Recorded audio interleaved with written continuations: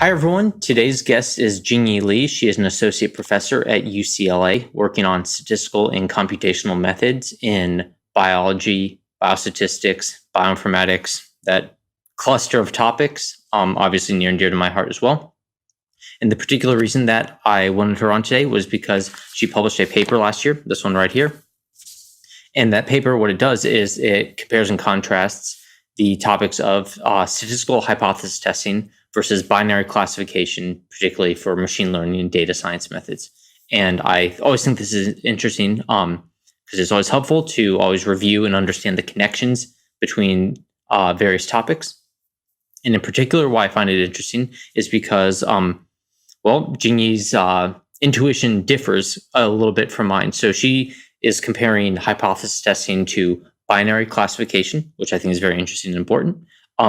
Whereas my intuition is usually comparing hypothesis testing to something more like one-class classification or anomaly detection. So it's always great to have my horizons widened, and I wanted to bring you guys along on that journey a little bit. So, Jingyi, welcome to the show. Thank you, Ben. And where would you like to begin? Because I do really appreciate these types of publications, especially for people trying to learn. When we have young data scientists, young statisticians, and they are essentially given a massive technical landscape that they have to grasp, come to terms with. And then on top of that, you have to say, you have to start picking up these applied areas, and you need to learn that content as well. And so I think that publications like this are very helpful to our field because it helps people start sorting and making more sense of these things.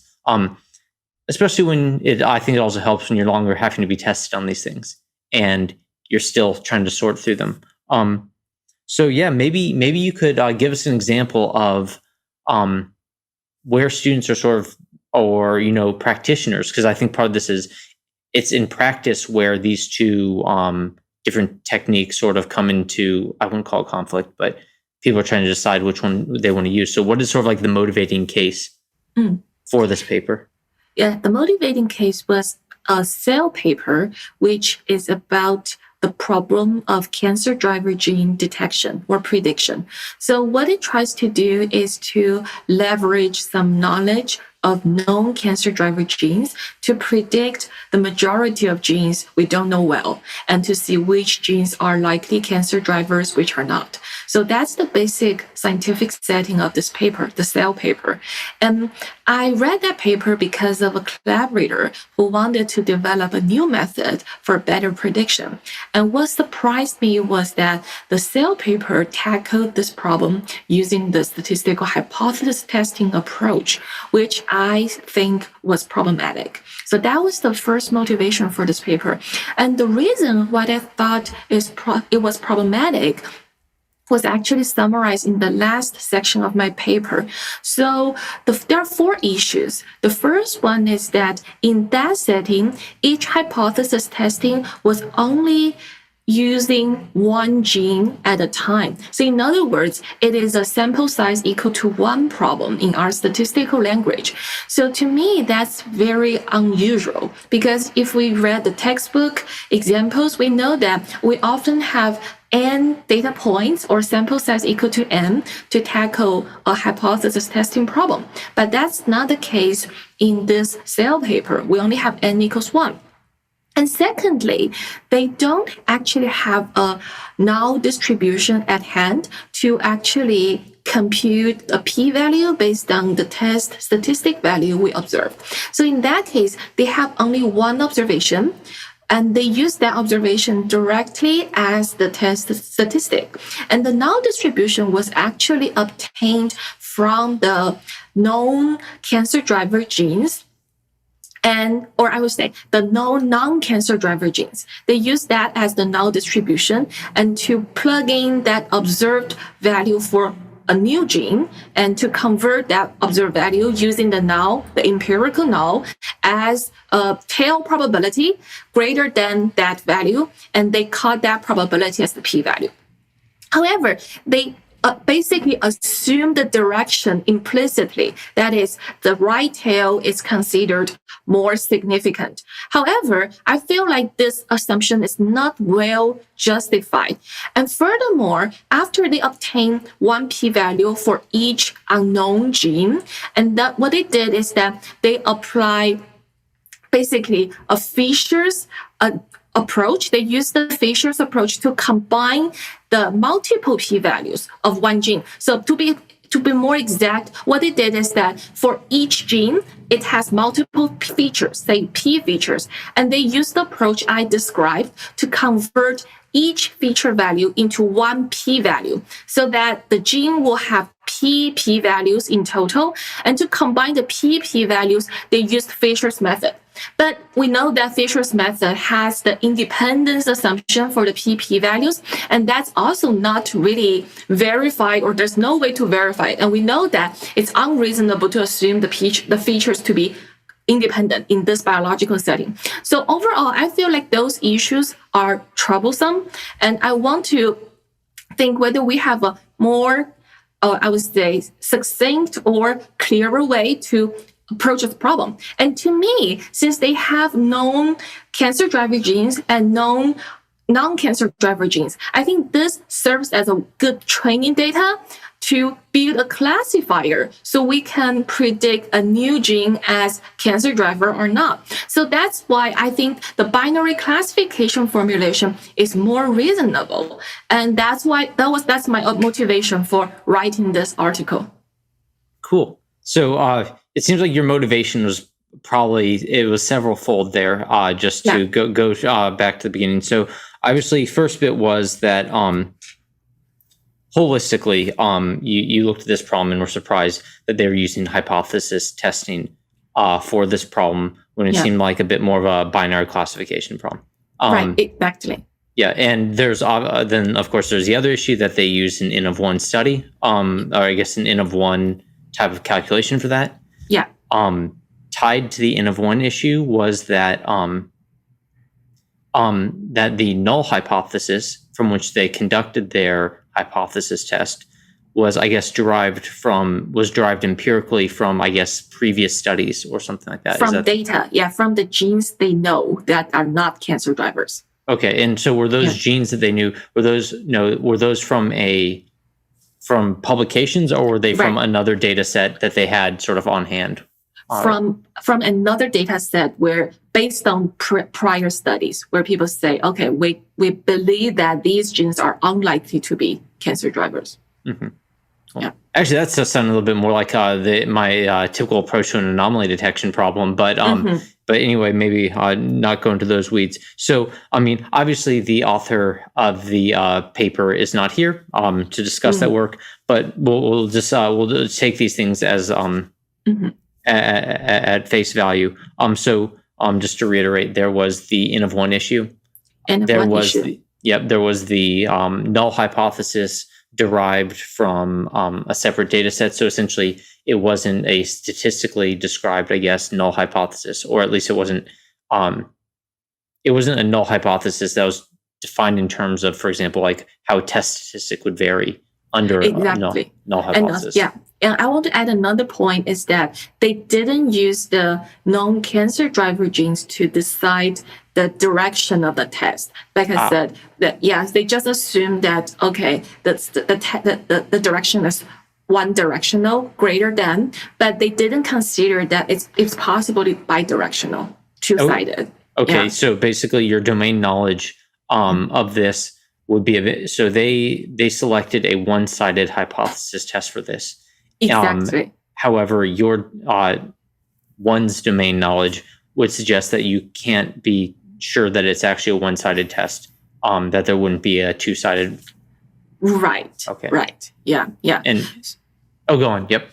Yeah. So I think the fundamental reason why they chose this approach was because p-values are so popular in biomedical sciences, and also people are very keen to use the false discovery rate as a way to set a threshold on p-values. So that's why they wanted to use p-value to obtain p-values 1 per gene, and then use the Benjamini-Hochberg approach to set a false discovery rate control on the p-values so that they can control the false discovery rate. That's their ultimate goal. But what I wanted to point out is that all this false discovery control idea requires valid p-values, which means that the p-values, if the null hypotheses are true, must follow uniformly in the 0 to 1 interval, right? That's the assumption we must have.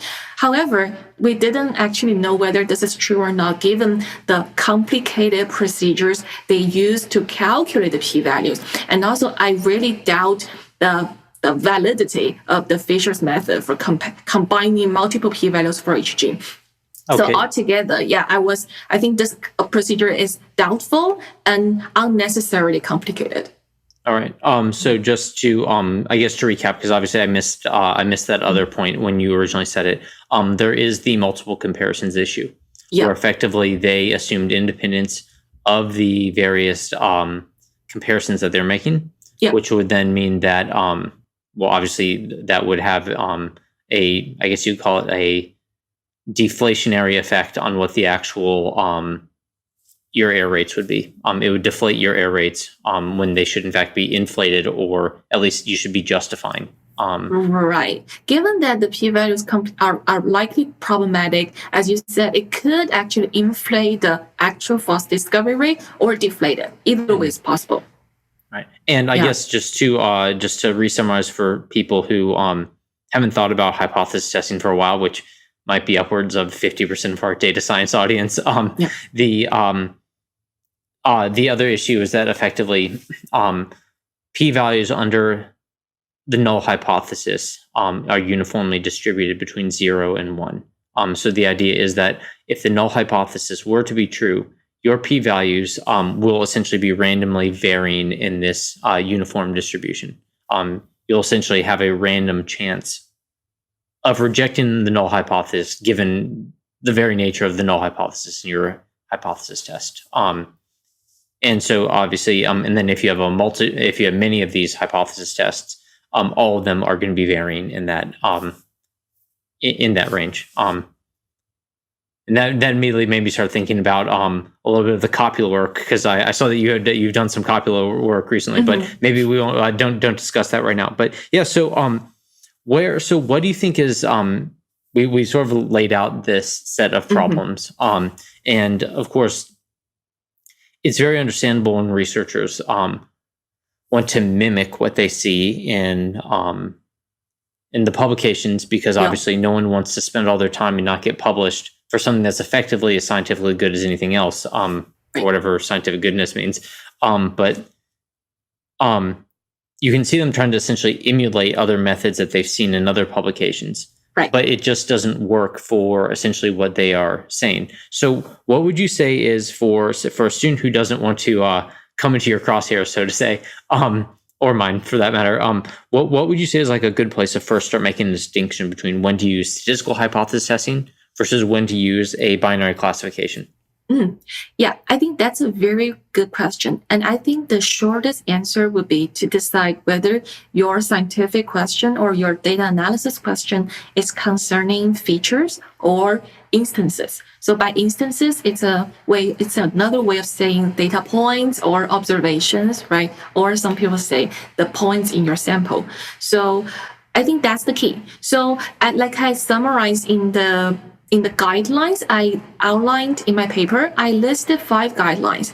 And the first guideline for data analysis is to decide which dimension do you consider, like if you have a matrix, which dimension would you consider as your instances and which dimension would you consider as your features. So ultimately, this is crucial before you formulate your problem as a machine learning or data science problem or statistical problem. The reason is that for feature concerning questions, we are actually concerning about what the feature would behave in our population. So we're basically using our sample as a way to infer about the population. So that is what we call a statistical inference problem. And that is more, I would say, my guess is that you would think, okay, this may be a hypothesis testing problem. It's like that nature. While if you want to make a decision for each instance, and that's more like a prediction problem. So then you're more likely to have this problem as a classification problem. So I would say that's the quickest way to first decide which one may be a more appropriate framework.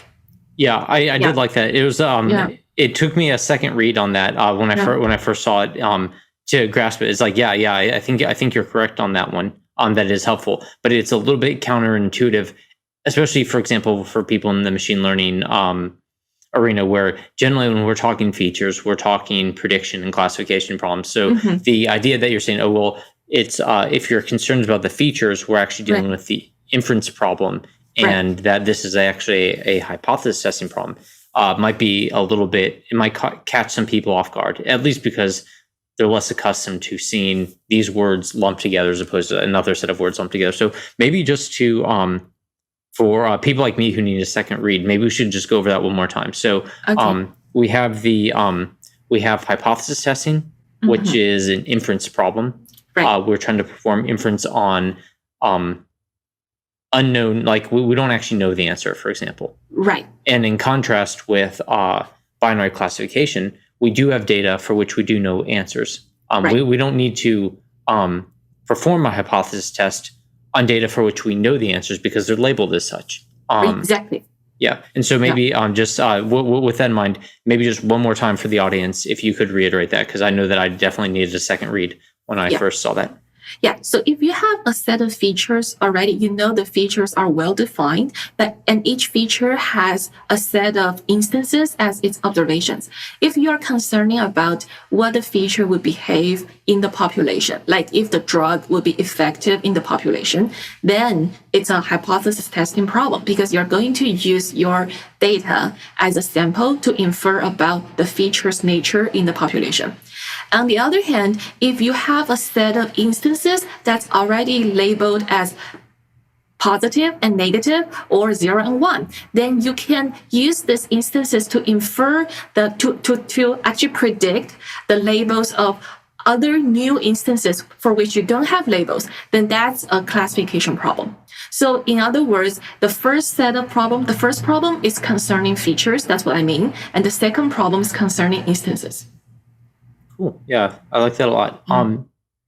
Did you want to go into an example that you had to begin with? Would you like what you're calling this? Should we go by example, or should we go through each of your rules first, or your suggested rules first? Maybe we can go to the example and use it as a way to describe the guidelines. Cool. Yeah. So what's your So if you could just describe the example.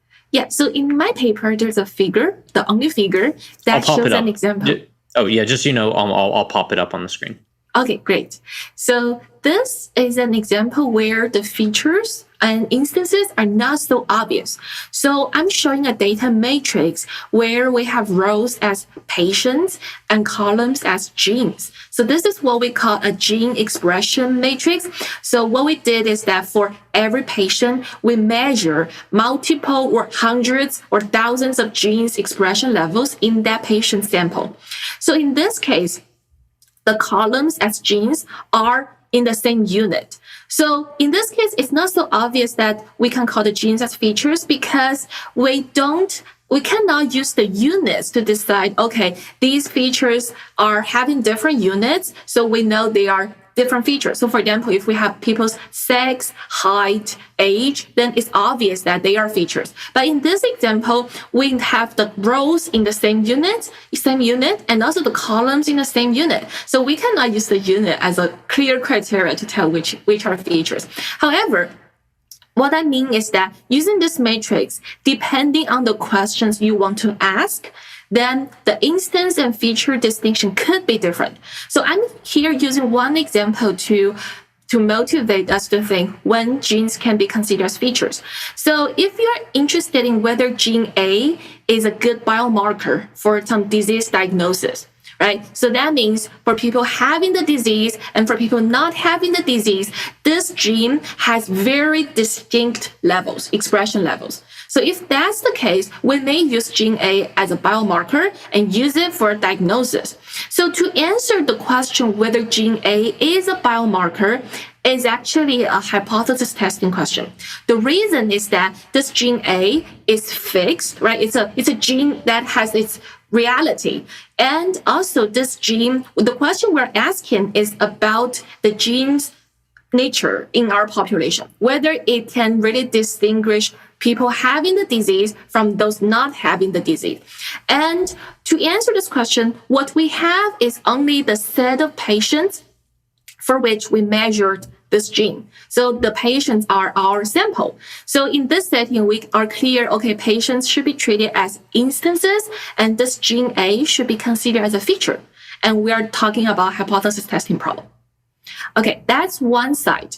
On the other side, if we are interested in using the genes, okay, to predict whether a new patient with the disease or not. So it's a prediction problem or it's a diagnosis problem. So in this case, what we have are patients with labels, labeled as with the disease or without the disease.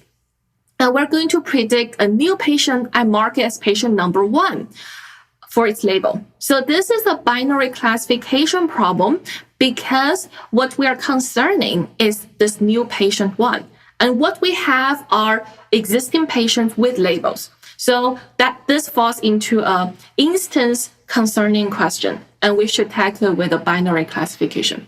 So that's what I have for this example. And you can also see that the sample size rule actually applies, because when we are talking about the hypothesis testing problem for gene A, we have many patients as our sample. And so the sample size is clearly greater than 1. But when we are talking about the diagnosis problem, we make prediction for each new patient. And in that case, the prediction is only done on one data point, that new patient, one instance.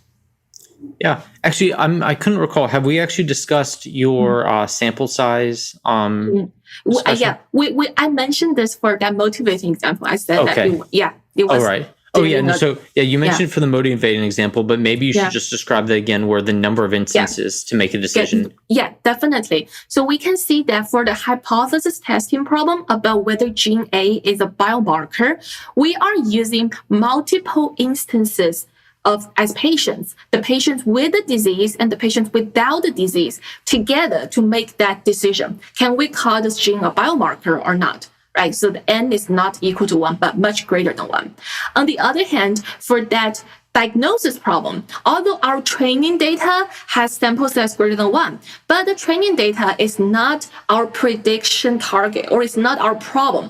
It is used to train a classifier. So basically, the training data and the classification algorithm, let's say support vector machine, they jointly give us a classifier. And when I apply the classifier to do prediction, I only use n equals 1, right? I'm doing the prediction for each new patient. Yeah. Actually, I wish that I had looked into this a little bit before, because I just realized that there's part of this question is, I guess, for a biomarker. Is a biomarker must a biomarker be necessary for the condition, or is it simply sufficient for the condition?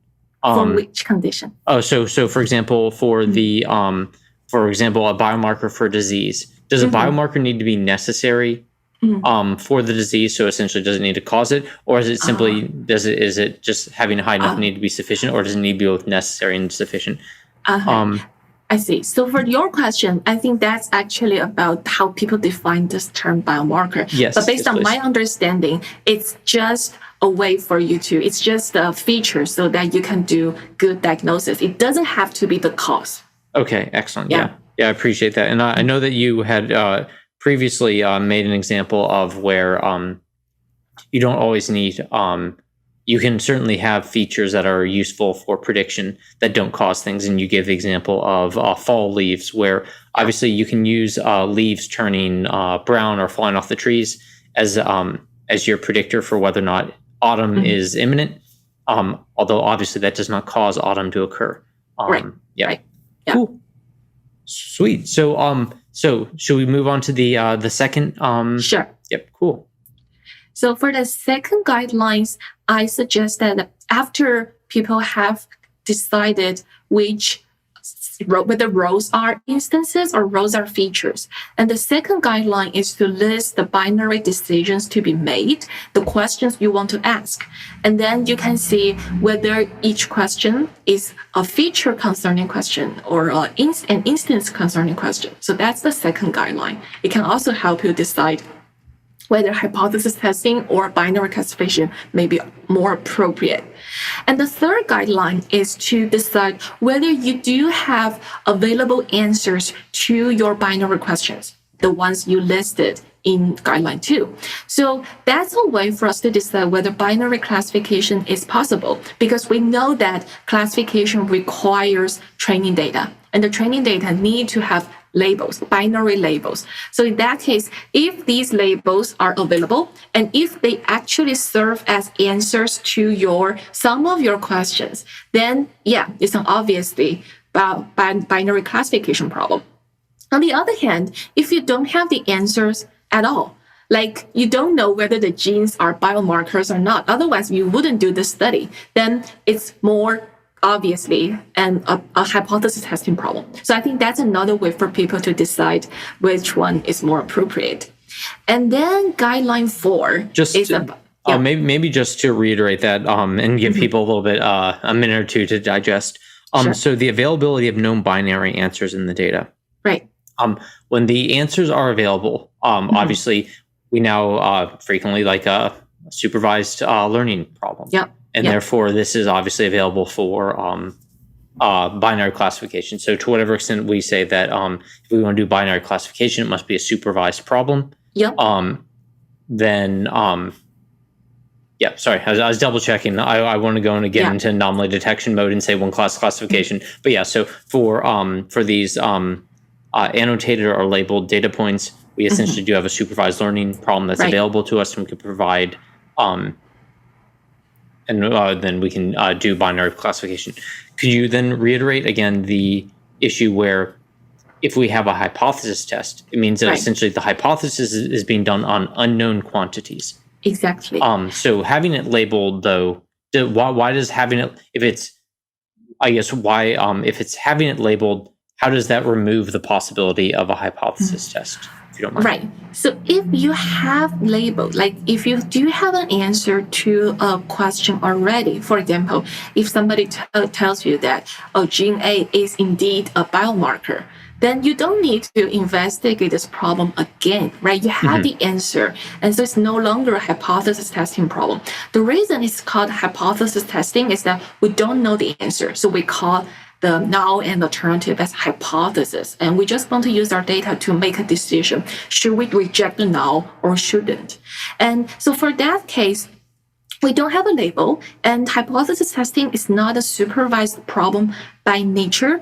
Instead, if we imagine the most famous t-test, you can think that when we construct the t-statistic, the formula, and we say, okay, this t-statistic under our null hypothesis should follow a t-distribution, there's no data involved. We are just doing that conceptual thought experiment to come up with this procedure.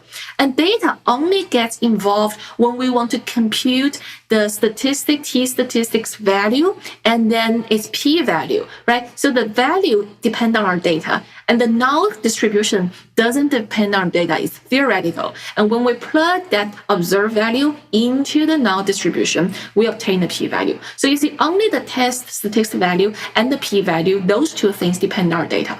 So in other words, the decision depends on our data with usually more than one instances. However, the procedure, like the t-test and the null distribution, those two do not require data at all.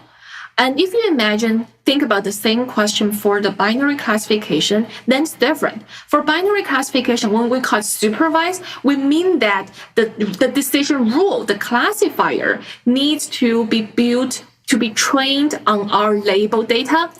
That's what we call supervision, right? And once we obtain the rule, we need a new instance to apply the rule to make a binary decision. So in other words, the rules construction involves data already, training data already, and its application is to an n=1 new instance. So that's very different from hypothesis testing. So in hypothesis testing, when we construct the rule-sig t-test, we don't need data. We only need n greater than 1 data to make a decision. I'm not saying that n=1 cannot be used, but we know that in hypothesis testing, the power, which means that what if the alternative hypothesis is true and the null should be rejected? What's the probability we can effectively reject the null? That power increases as n increases. So when our n is equal to 1, we can imagine that the power wouldn't be very good. Yeah, I like that a lot, especially I'll try to use that again sometime, the idea of hypothesis testing, as it is a mental exercise. And of course, it is not the actual distribution under that assumption is not drawn from data. It is drawn from our mental exercise of this issue. Excellent. Cool. Yeah, I appreciate that. Always a second coating of paint is always appreciated. But yeah, so all right, guideline number 4. What's guideline number 4? Number 4, we already mentioned that it's about the sample size, right? So you can think about the number of instances given your decision rule at hand, a test or a classifier. When you want to make a decision using the rule, how many instances would you have for making each decision? And for hypothesis testing, as I said, it's usually n greater than 1. And for binary classification, n must be equal to 1. You need to make one decision for each new instance. Then, I think that's a pretty clear distinction. Yeah, so essentially here, the idea is that for the actual act of classifying, so we're going to deal with the binary classification example here. For the actual act of classifying, we're handing up this one data point to the classifying gods, if you will, and it's like, but you are handing them one at a time. Exactly. And so, in contrast, for the hypothesis testing, of course, you're not handing it one at a time. You're taking to whatever extent the data is coming in and being used in this hypothesis, the data is all data points are being included on the whole. Exactly. Excellent. Cool. Yeah. All right. Guideline. Oh, was there anything more? Should we do guideline number 5? Actually, maybe I can talk about this together with guideline 5. I realized I forgot to mention one thing about the distinction between instances and features that's in my guideline 1. So I would say to really conceptually be clear about what should be called instances, I think the ultimate solution is to think about what is the population. So I think in some examples, the population is very obvious, like our human population, right? If that's the population you are really interested in, then each data point you draw from that population is an instance, like each individual is an instance. So we can think about instances as the quantities whose number may vary, and that's what we call the sample size. But for features, we actually think about those as fixed quantities, not from a population. So we don't talk about a feature population. For example, we just say, okay, we have age, we have gender, we have education level, we have salary. So these features do not actually belong to one population or do not belong to an obvious population. So I think that's another way for us to think about population, using population to think about what may be called instances, what should be called features. Yeah. And I guess part of this, this discussion, I think it helps to reiterate that effectively, this paper is in Cell. And it's in, I guess, also in response to a paper in Cell, which is, for those who are not familiar with the bioinformatics space, Cell is a respected journal in this field. And that a lot of this data is like the one that you showed us, for example, 1, where essentially we have this response data. This is essentially like a matrix of, I guess, responses or intensities. The exact term is gene expression. Gene expressions. Yes, sorry. And so for those, there definitely is sometimes there's a motivation or sort of there's an attraction to the idea about essentially which way do we actually want this matrix to go? Especially in the case where we might have, if you have a study with 100 patients in it, one, like that's pretty good if you're getting gene expression data from them. But the second bit there is that you're getting probably thousands upon thousands of features from that data set. So each there's a small n, large p, is in so small number of observations, large number of features there. And so that's part of the reason why I think in the field there might be some draw to say, well, if we can turn the features into the observations, then essentially we're ramping up our data set a whole bunch. We can go from having 100 observations to thousands, So I think that part of this is the reason I like your work is because there is a practical element to this where you're saying in practice, here are some of these sort of like draws or little devils whispering in our ear about saying like, let's, how can we make the most of these things? And I guess that also I wouldn't entirely reject the idea that there could be instances where the gene expression could be a given observation, but it might be something more along the lines of, but it would need to be formulated as such. Exactly. So like the motivating example I mentioned, in my proposed solution to use binary classification to address the problem, here the genes are actually considered as instances. We are basically trying to predict whether a new gene, an unknown gene, is a cancer driver or not. So genes are treated as instances. And in that problem, the features are some biochemical properties, or sequence properties of each gene, like whether the gene carries a mutation, etc. So in that case, genes are instances. So like I said, whether a gene should be called a feature or an instance is actually context specific. Yeah, I do like that a lot. All right. Should we do guideline number 5 now? Guideline number 5 was actually recommended by a reviewer of our paper. So I feel like the reason I didn't include it in the first version is because I feel like it's a little more philosophical. However, the reviewer thought we should make this clear. So basically, it's about the nature of binary questions. So whether the nature is concerning an unseen population, so the population is in our mind, but we couldn't measure it, or it's actually about our observed instances. So the reviewer said that ultimately, if you're clear about this, then you should know, okay, if the question is about population, then it's a statistical inference problem. Then hypothesis testing is a framework for inference.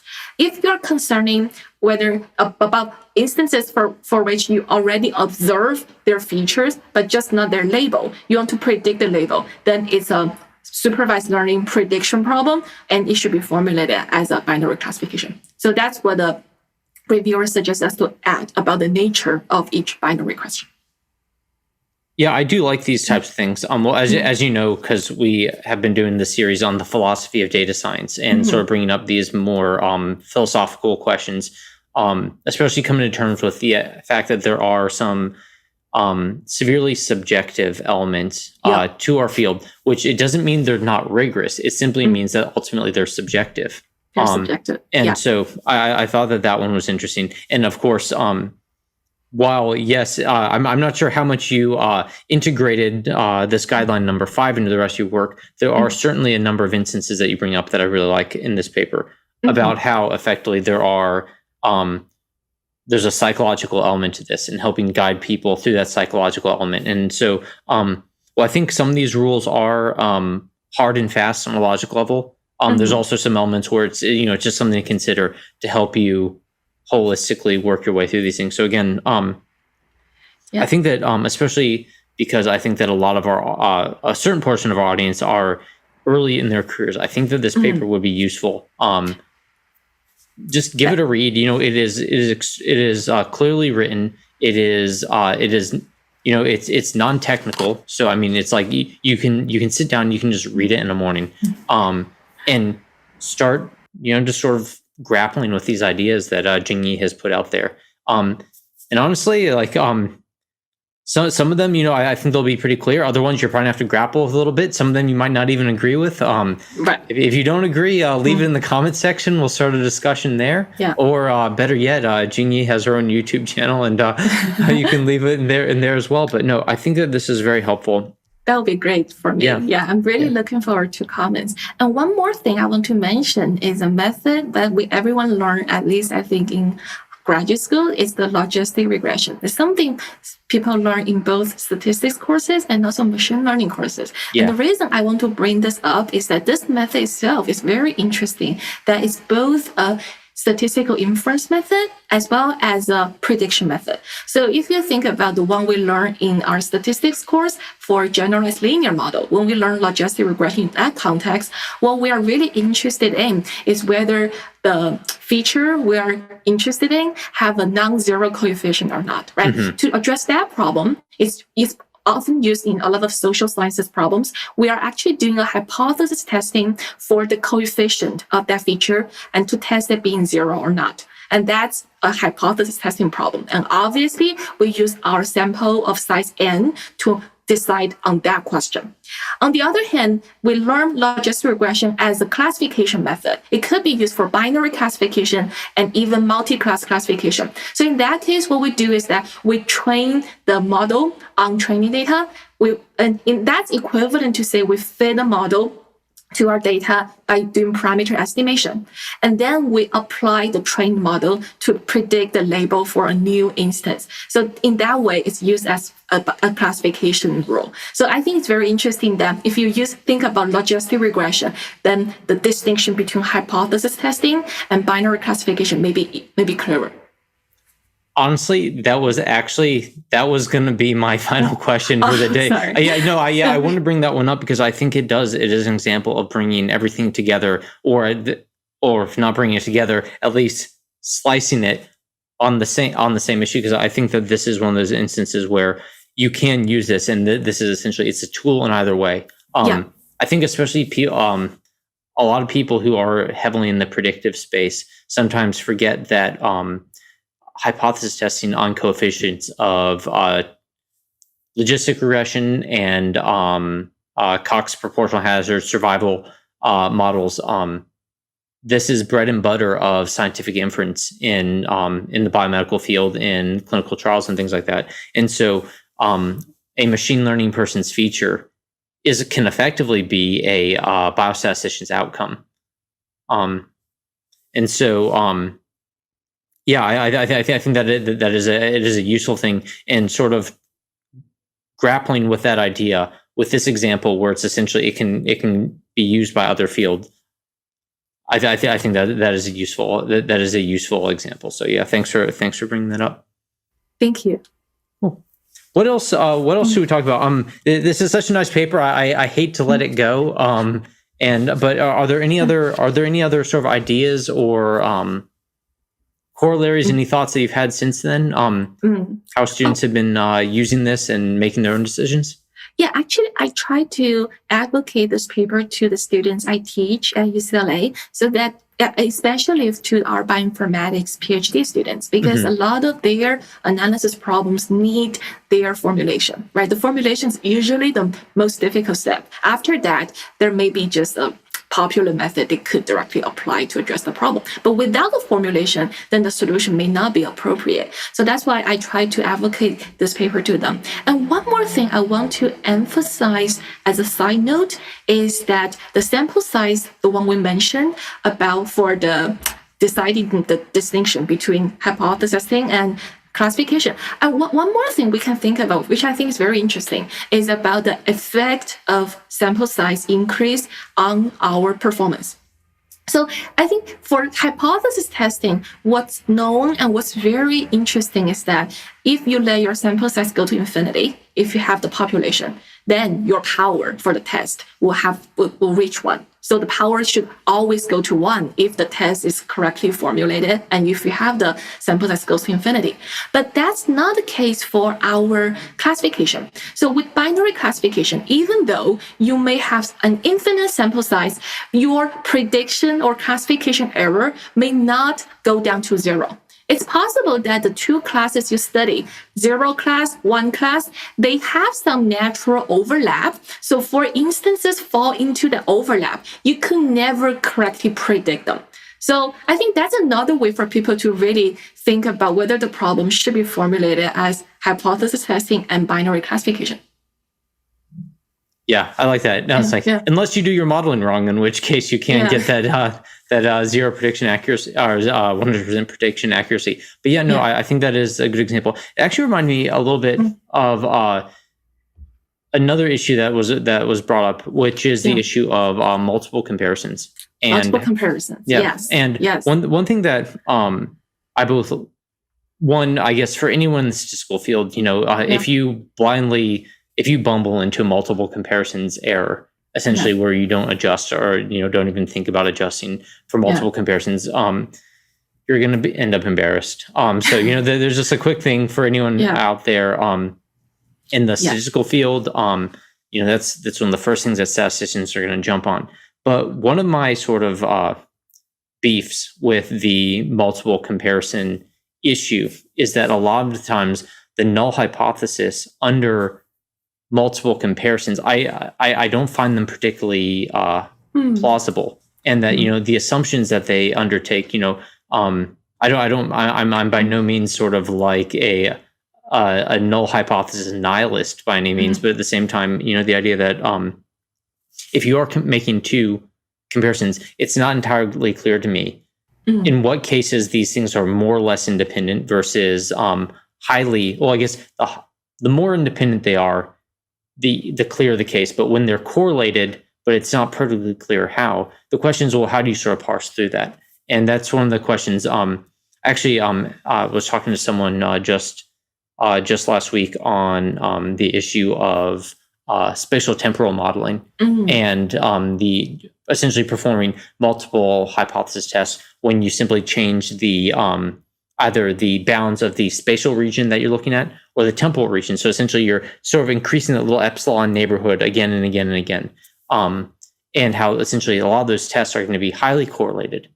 But at the same time, you wouldn't want something, for example, like a Bonferroni, where you're just going to be multiplying that out because it wouldn't make any sense. You aren't truly doubling the space that in which you could actually find something. You're increasing it marginally. So, but at the same time, I don't want to discount people who are very good at mathematics and might have very good representations of what that null hypothesis space might look like. But what's your opinion on that? I know I've gone on for a little bit, but what are ways that people can sort of try to weed through that problem of we have multiple we have multiple gene expression, or we have multiple genes that we're looking at? They're probably correlated in some way, but how correlated? What's your thought?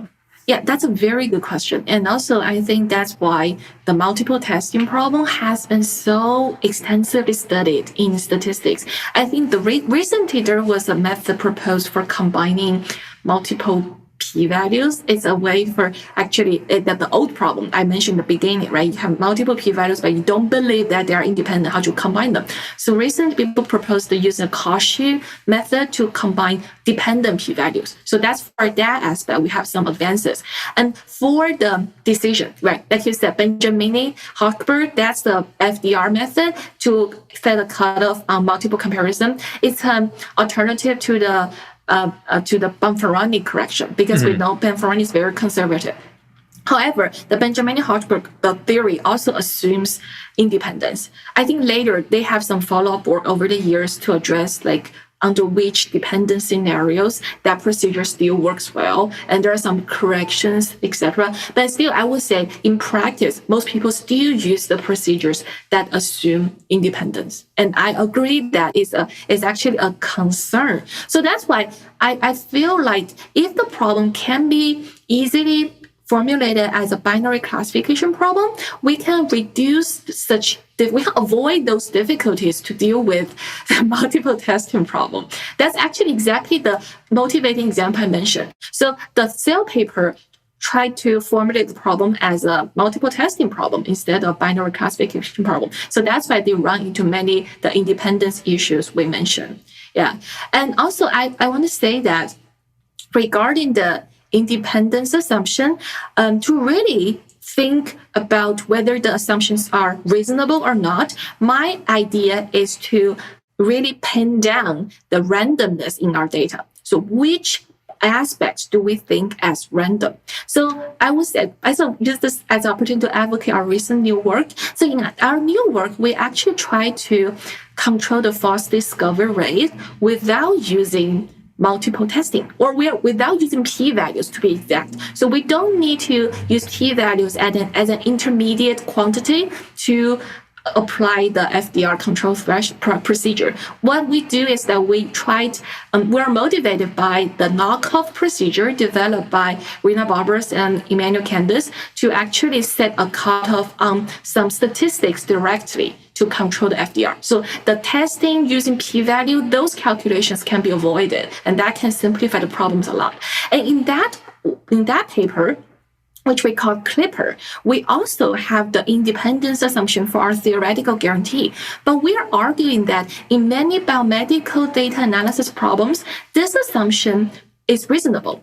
The reason is that in our data, if the data are considered as technical replicates, then, and with some effective batch effect correction, then we think the randomness of each data point around its mean is simply due to some random experimental error that's independent across experiments. So we can safely assume that here the randomness are not correlated.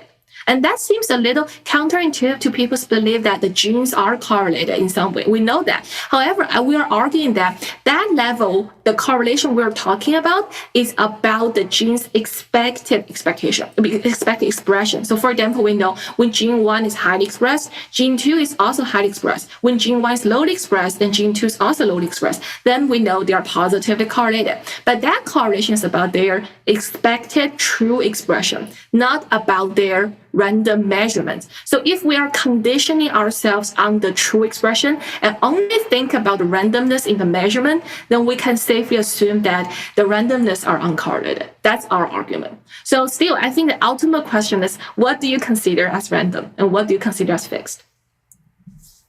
Yeah, that's really interesting. That's actually gives me something to think about.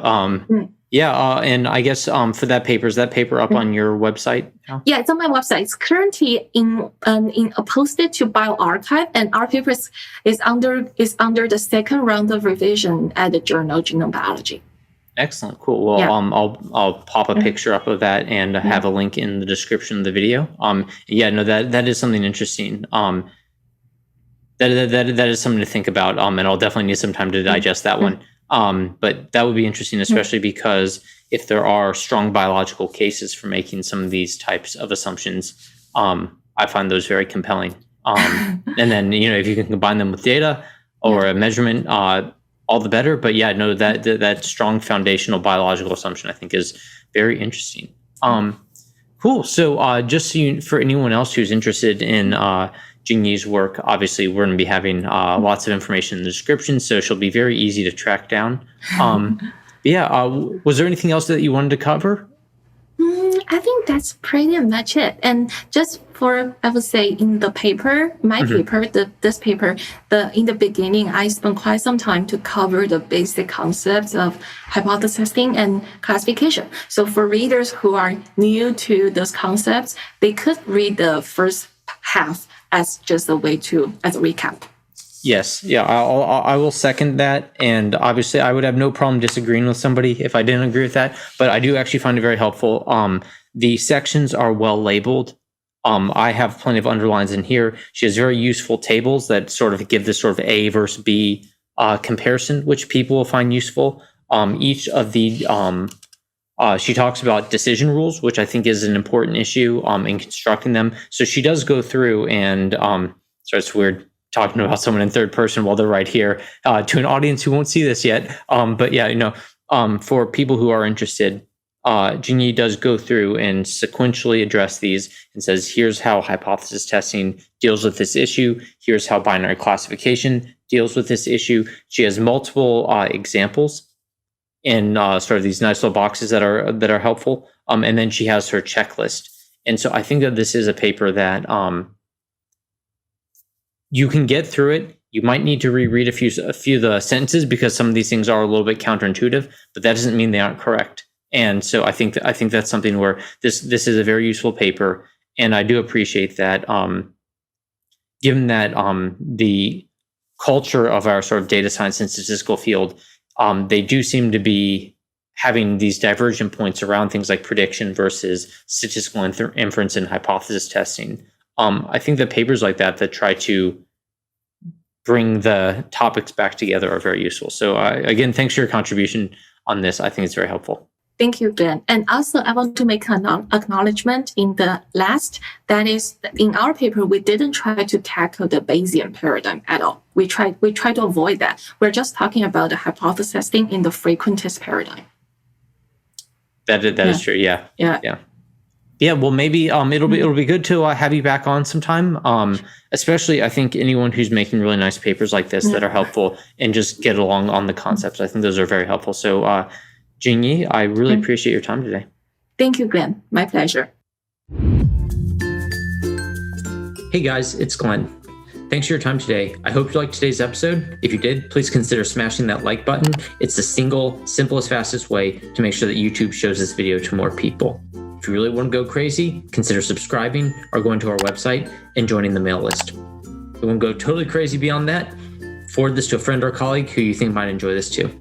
We're a small channel and every bit helps. Our next episode will be coming out next week, so in the meantime, feel free to look around the channel and see other videos that might be of interest. As a quick disclaimer, the views expressed on the show do not represent anything other than the people saying those words, views, etc. like that. It doesn't mean anything about their employers or their employers' views or some thing about their employers or their neighbor's cat or anyone else not saying the words.